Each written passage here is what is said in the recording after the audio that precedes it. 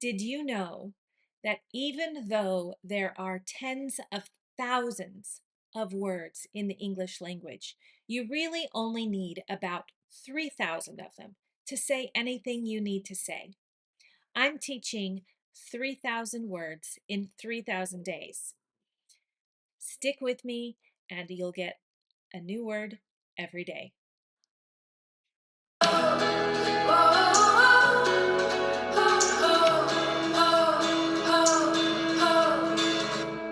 Square, square. So in English, when we have these sounds together, the Q is always followed by a U and it makes a Q sound. If we're not ever going to use a Q without the U, okay? If you see a word that doesn't have with a Q that doesn't have a U after it, then it's not an English word. We may incorporate it, but when we have the word with a Q, it's followed with a U, and it's pronounced qu, square, square. This is a square. It has 4 sides. They are equal in length. Some synonyms for the word square is quadrate, cubic, boxy. Square can mean equal or impartial.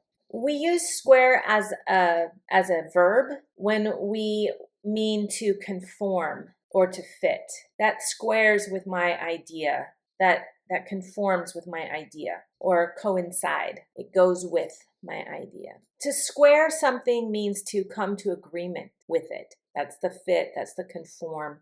A square can also be a plaza, the town square. It can be an atrium or a courtyard. It's kind of a place. Square is also an older term for someone who is a traditionalist. It's a negative term. Oh, don't be such a square, meaning you're very traditional and you're not thinking in a progressive way. So you would call someone a square. Another very old word for this would be fuddy-duddy. A fuddy-duddy is a person who's just not going to conform to new ideas. They're just very traditional. They met at the town square to celebrate the festival. Here we're talking about the public open space, usually in the center of town. You need to square the table with the wall so it looks even. Here it's a verb and it means to align or make something straight. You square it with. If you square 12, you get 144. So in mathematics, squaring something means to multiply the number by itself. Squaring something means to multiply the number by itself. If you square 12, you get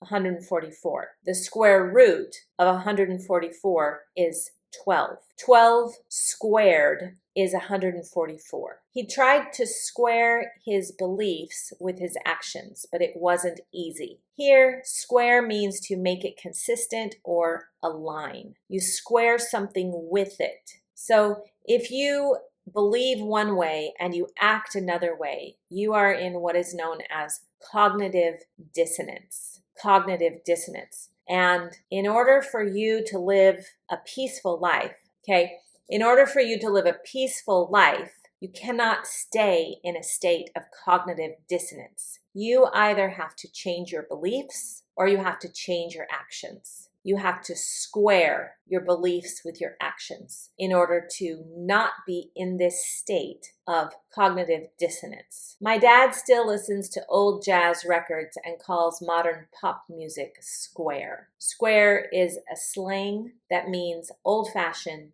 not trendy. The opposite of square could be round.